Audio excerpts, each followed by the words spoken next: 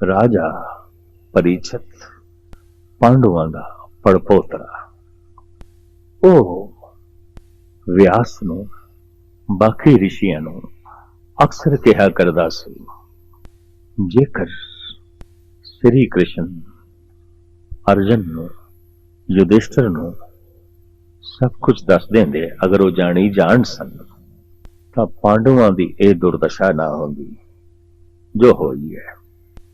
ਰਿਸ਼ੀ ਮੁਨੀ ਪ੍ਰੀਛਤ ਨੂੰ ਸਮਝਾਉਂਦੇ ਸਨ, ਹੋਣੀ ਬਲਵਾਨ ਹੈ, ਹੋਣੀ ਬਲਵਾਨ ਹੈ,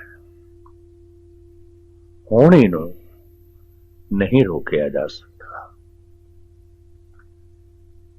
ਕਠਿਨ ਹੈ।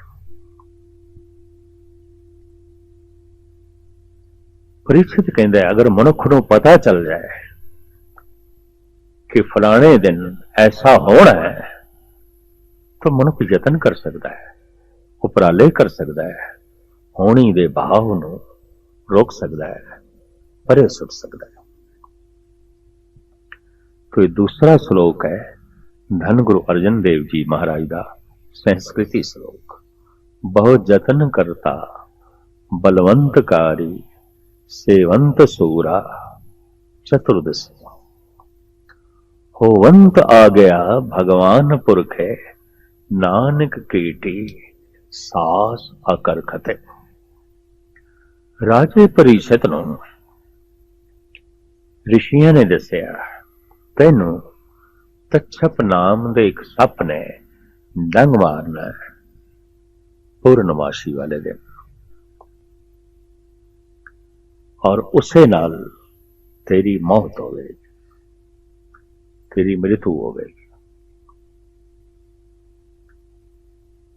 समा दस दिता गया, दिन दस दिता गया।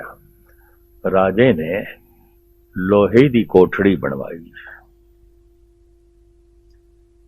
और पूर्णमासी वाले दिन उस दे दाखिल हो गया। बाहरों ते हवा दा झोंका भी उसदे जाना कठिन से। इस ढंग दी लोहे दी कोठड़ी बनवाई, चारों पासे बड़े बेर सूरबीर बली पैरे ते ला दिते और निगरानी रखो किधरे सप आ रहे होवे ते टुट पाओ, मार दो।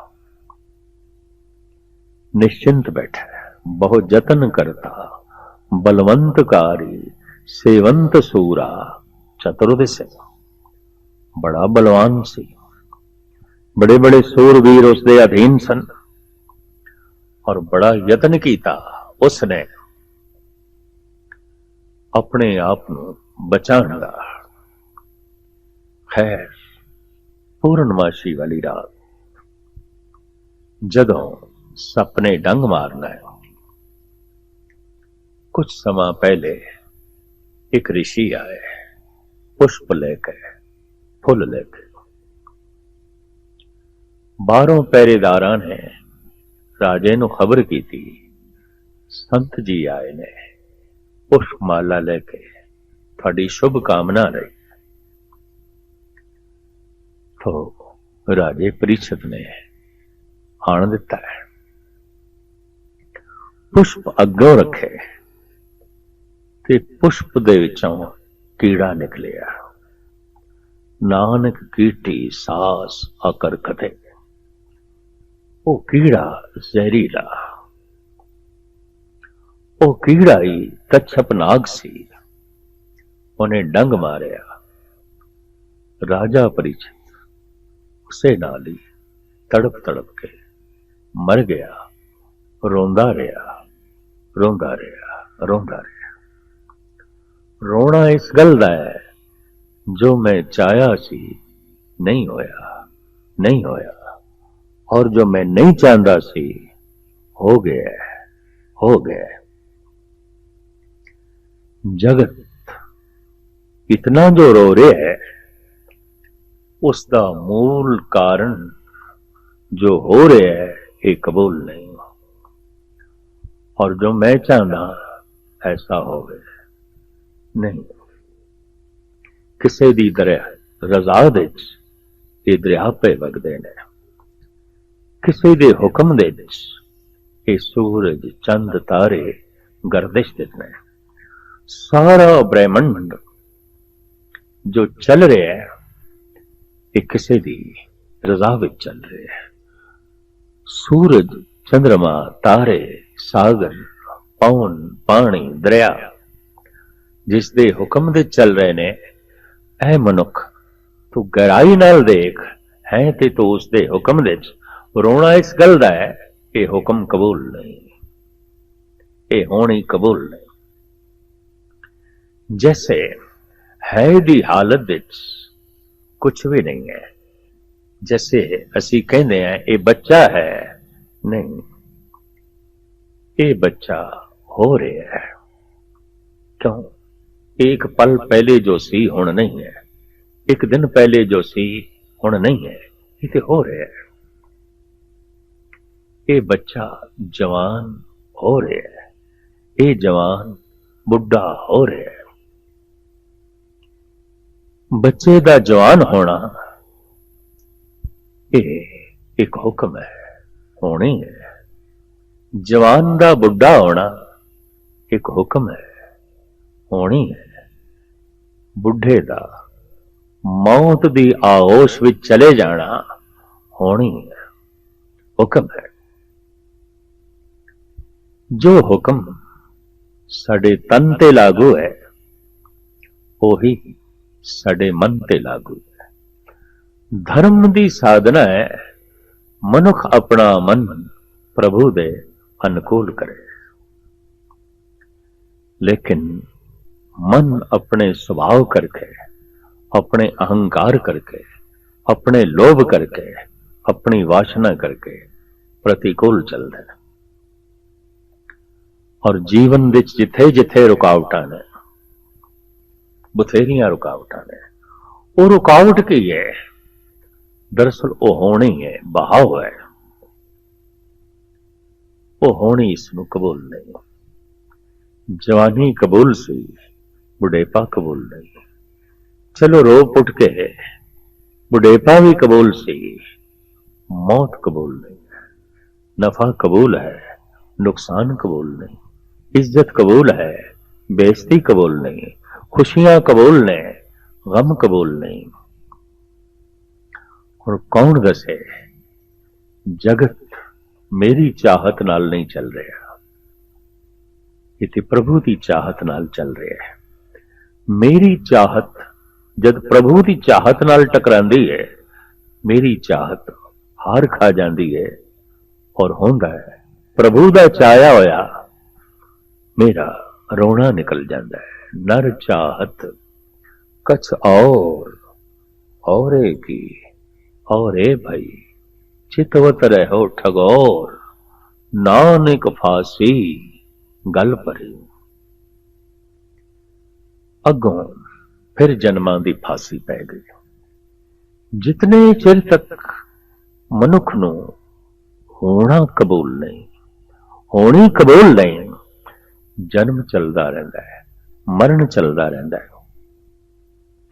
जिस दिन होनी कबूल हो गई, जन्म कबूल है, जवानी कबूल है, बुढ़ेपा कबूल है, मरना कबूल है, सुख कबूल है, दुख कबूल है, नफे कबूल ने, नुकसान भी कबूल है।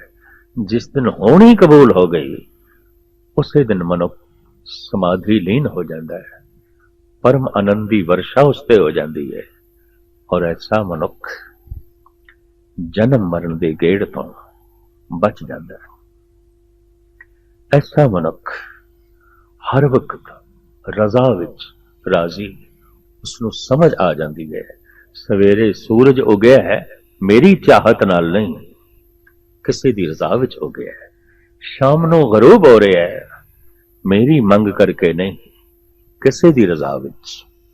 भुलेखे लग जाते हैं कई दफा मनुख, सब कुछ मेरे करके हो रहा है।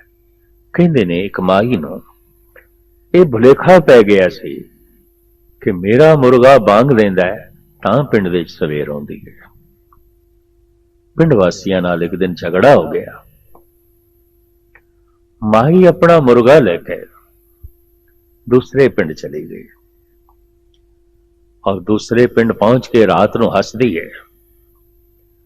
ਹੁਣ ਉਸ ਪਿੰਡ ਵਿੱਚ ਸਵੇਰ ਨਹੀਂ ਹੋਵੇਗੀ। ਹੁਣ ਉਹਨਾਂ ਨੂੰ ਪਤਾ ਚੱਲੇਗਾ ਮੇਰੀ ਕਦਰ ਹੋਵੇਗੀ। ਹੁਣ ਪਤਾ ਚੱਲੇਗਾ ਕਿ ਜ਼ਿੰਦਗੀ ਸਾਰੀ ਉਹਨਾਂ ਨੂੰ ਅੰਧੇਰੇ ਵਿੱਚ ਜੋ ਹੈ ਕੱਟਣੀ ਪਏਗੀ। ਅੰਮ੍ਰਿਤ ਵੇਲੇ ਜੈਸੇ ਮੁਰਗੇ ਨੇ ਬਾਂਗ ਦਿੱਤੀ, ਪਿੰਡ ਵਿੱਚ ਸਵੇਰਾ ਆਉਣ ਲੱਗ ਪਿਆ। ਮਾਈ ਹੱਸਦੀ ਪਈ ਹੈ, ਉਸ ਪਿੰਡ ਵਿੱਚ ਅੰਧੇਰਾ ਹੋਵੇਗਾ, ਰਾਤ ਹੋਵੇਗੀ। ਮੂਰਖਾਂ ਨੇ ਮੇਰੀ ਅਪਮਾਨ ਕੀਤਾ ਹੈ, ਹੁਣ ਜ਼ਿੰਦਗੀ ਅੰਧੇਰੇ ਵਿੱਚ ਕੱਟਣ। ਪਰ ਕੌਣ ਇਸ ਮਾਈ ਨੂੰ ਦੱਸੇ? ਮੁਰਗਾ ਬਾਂਗ ਦਿੰਦਾ ਹੈ, ਇਸ ਕਰਕੇ ਸਵੇਰ ਨਹੀਂ ਆਉਂਦੀ। ਸਵੇਰ ਹੁੰਦੀ ਹੈ, ਇਸ ਕਰਕੇ ਮੁਰਗਾ ਬਾਂਗ ਦਿੰਦਾ ਹੈ। ਪ੍ਰਾਤਾ ਕਾਲ ਆਉਂਦਾ ਹੈ, ਉਹ ਫੁੱਟਦੀ ਹੈ ਤਾਂ ਮੁਰਗਾ ਬਾਂਗ ਦਿੰਦਾ ਹੈ। ਮੁਰਗਾ ਬਾਂਗ ਦਿੰਦਾ ਹੈ, ਇਸ ਕਰਕੇ ਪਉ ਨਹੀਂ ਫੁੱਟਦੀ। ਪਉ ਫੁੱਟਦੀ ਹੈ ਤਾਂ ਮੁਰਗਾ ਬਾਂਗ ਦਿੰਦਾ ਹੈ। ਸਵੇਰ ਆਉਂਦੀ ਹੈ ਤਾਂ ਮੁਰਗਾ ਬਾਂਗ ਦਿੰਦਾ ਹੈ। ਲੇਕਿਨ ਮਨੁੱਖ ਨੂੰ ਇਹ ਭੁਲੇਖਾ ਪੈ ਸਕਦਾ ਹੈ ਮੇਰੀ ਬਾਂਗ ਕਰਕੇ ਸਵੇਰ ਹੋਈ ਹੈ। ਸ਼ਾਇਦ ਜੋ ਕੁਝ ਮੈਂ ਕਰਦਾ ਹਾਂ ਉਸ ਕਰਕੇ ਇਹ ਸਭ ਕੁਝ ਹੋ ਰਿਹਾ ਹੈ। ਸਭ ਕੁਝ ਹੋ ਰਿਹਾ ਹੈ। ਅਗਰ ਮੇਰੀ ਕ੍ਰਿਤ ਕਰਕੇ ਸਭ ਕੁਝ ਹੋ ਰਿਹਾ ਹੈ तो मेरा करना सारे का सारा सफल होना चाहिए। पर मेरा करना ते सारे का सारा सफल होंदा ही नहीं।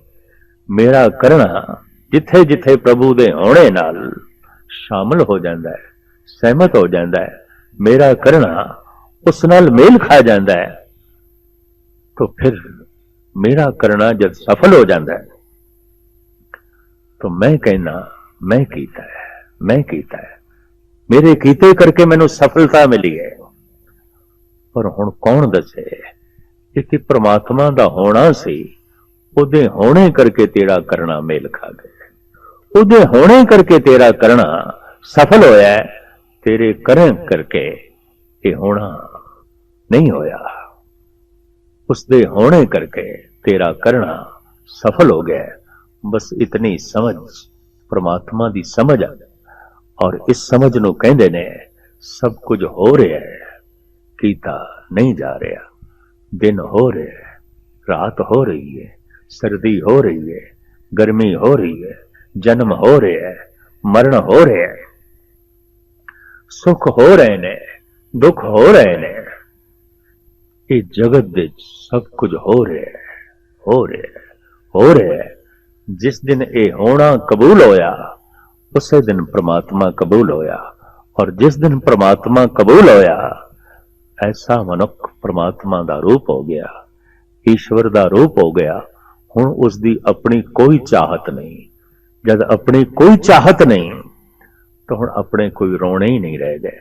हुण ते प्रभु दी चाहत, हुण ते जिस पासे दरिया बह रहा है उन्हें नौका अपनी उसे पासे तोड़ दी गई। हुण ते हवामान दा रुख जिस पासे है इते उस पासे ही चल पाया है। हुण ते प्रभु की जो रजा है वही इसनूं कबूल है, वही इसनूं प्रवान है। इस करके जीवन विच आनंद बन जाता है, रस बन जाता है। होनी अनहोनी दी समझ ही परमात्मा दी समझ है, गुरु दी समझ है।